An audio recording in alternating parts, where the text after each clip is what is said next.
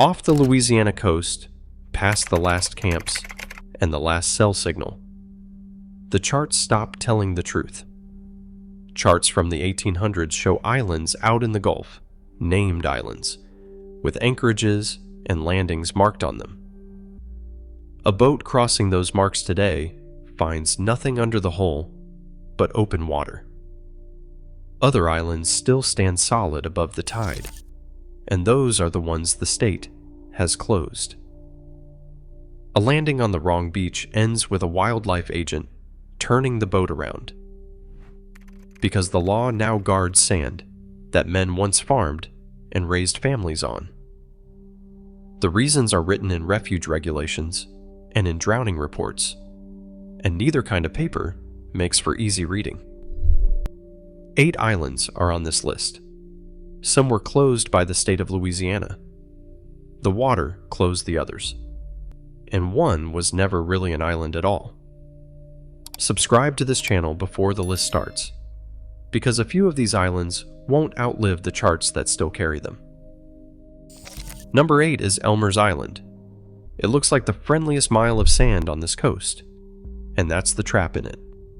A thin barrier strip near the end of Louisiana Highway 1, state refuge land, the kind of beach families once drove onto without a second thought.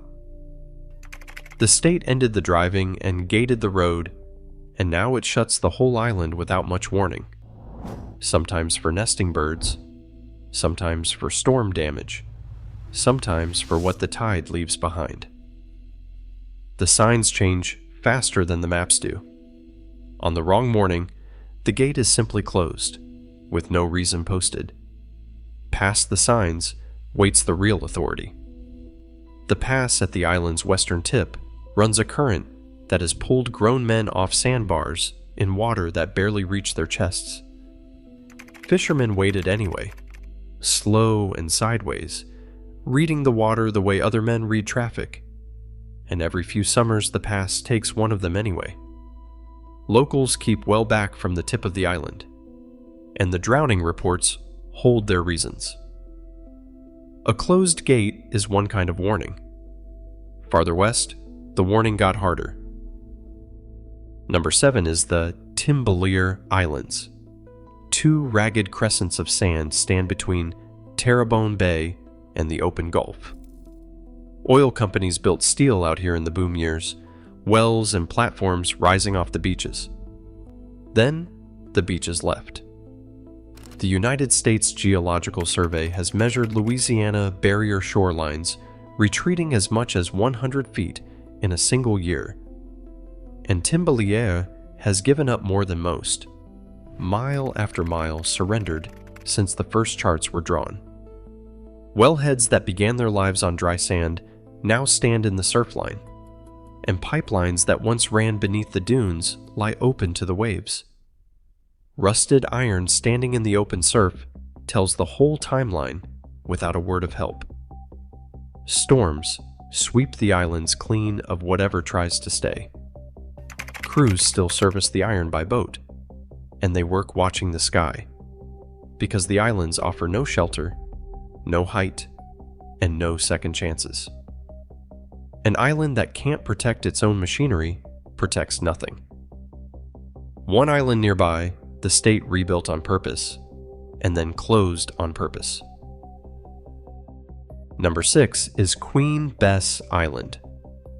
It is a low green button of land in the bay near Grand Isle, and it may be the only island in Louisiana that people rebuilt just so people could be kept off it. Erosion had chewed the island from 37 acres down to about 5, and the brown pelicans nesting there were running out of ground.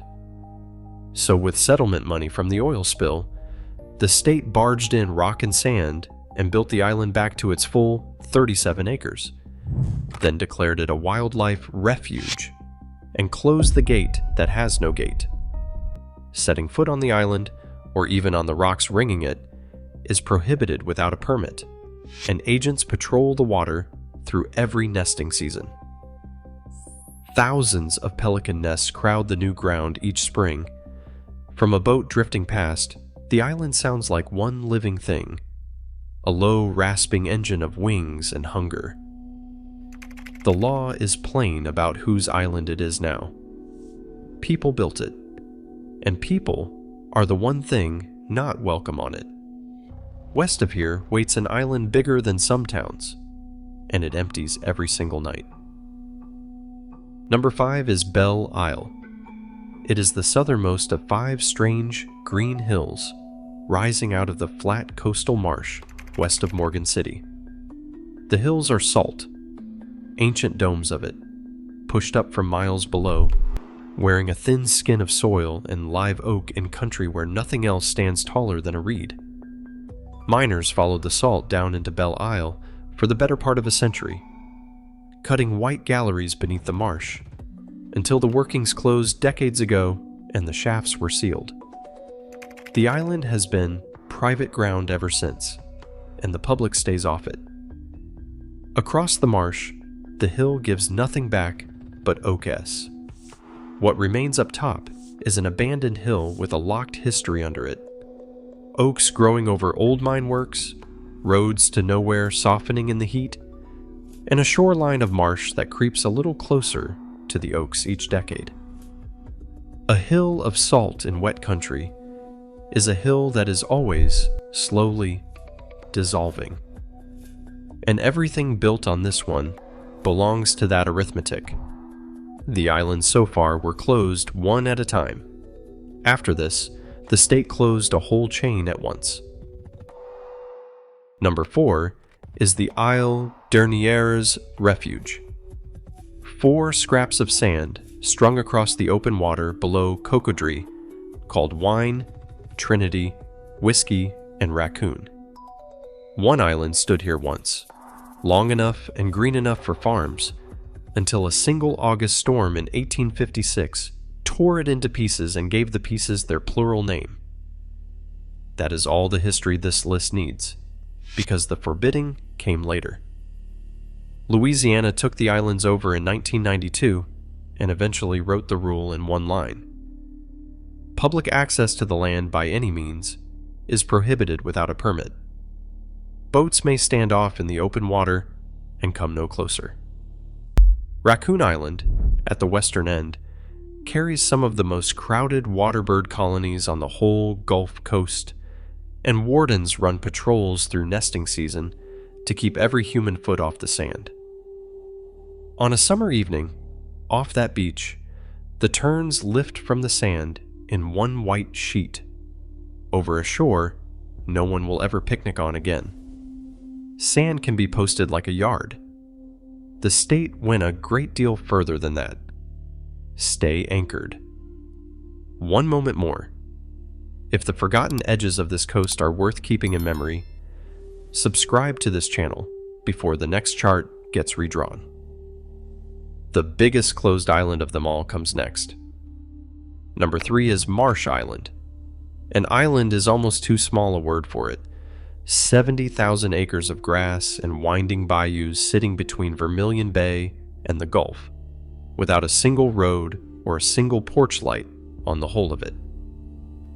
A widow named Margaret Sage gave the island to Louisiana back in 1920 as a refuge, and the state has run it under her terms ever since. Boats come by day and fishermen work the bayous, under a rule book that runs long. But the rule that matters most out here is the sun.